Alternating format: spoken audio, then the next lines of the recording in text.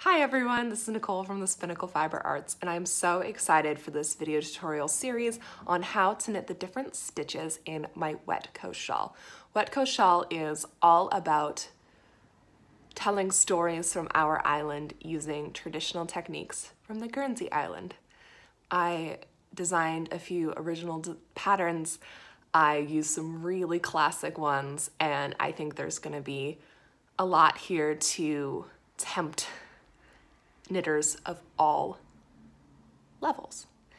And the shawl is particularly designed so that if you just know how to knit and purl, that is plenty, because all of these stitches, despite how beautiful and complex they look, are just built on that framework. So let's get started. Hi everyone, this is the first video in my Wet Coast shawl tutorial. This is all about how to do the garter tab cast on. This is a cast on you're gonna see called for in so many knit projects. So it's a really good one to have in your arsenal. It's not too tricky once you see how it's done. Garter tabs are one of those techniques that I think on paper sound really crazy, and then you start knitting it and you're like, oh, I get what's happening. So I'm knitting today with my Nearmere yarn in the color Weeds Are Flowers Too, once you get to know them, which is a reference to Winnie the Pooh and A.A. Milne. And I am going to start my garter tab. You can do these to any sort of number you fancy. There's no real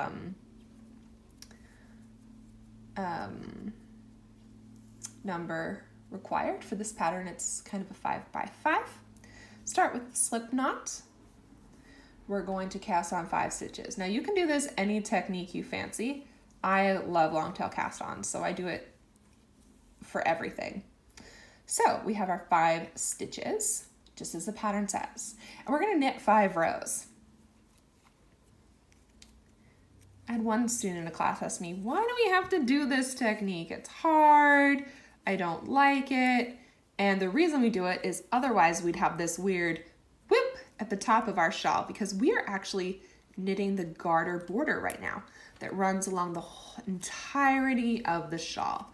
And we got to start here, because if we don't, it's going to be weird. 2 rows, 3 rows. Dun, dun, dun, dun. 4 rows.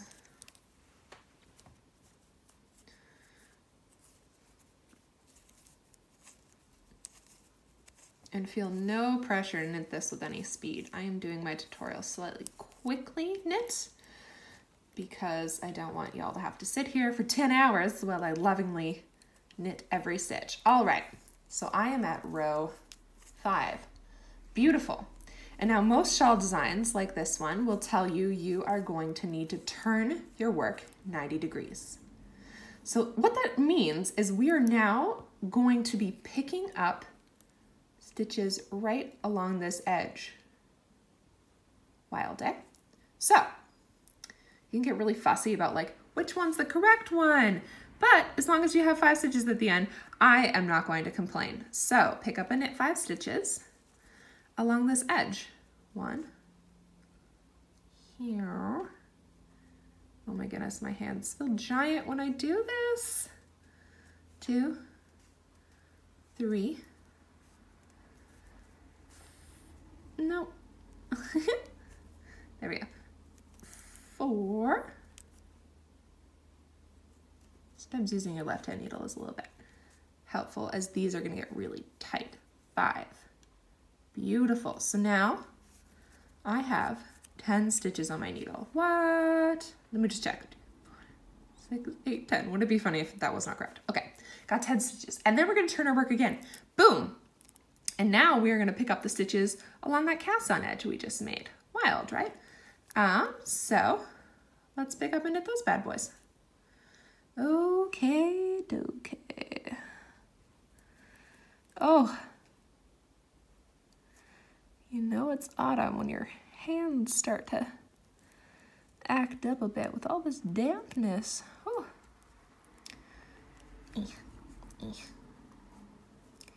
We're just gonna leave that one. Too complicated. Oh, there we go. 1, 2,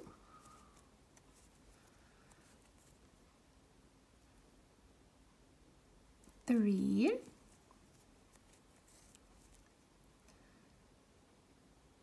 4,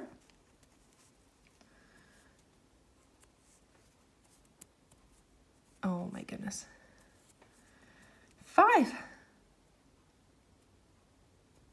Oh my gosh, we made it. Yay! So now I have 15 stitches on my needle in this weird little nubbin. And that nubbin is the very top of your shawl, and actually the very center of your shawl. Not too tricky, right? So that is how we do a garter tab cast on. So go free, go knit that first garter tab, and I will see you back here for our Move Mountains motif. So you've mastered your garter tab, and now I'm gonna go through and explain some of the other stitches in this pattern. I won't go over all of them because some of them are just straightforward knitting and purl, and I know you guys got that. So the next pattern in my next video will be about the rainstorm motif. So join me for that.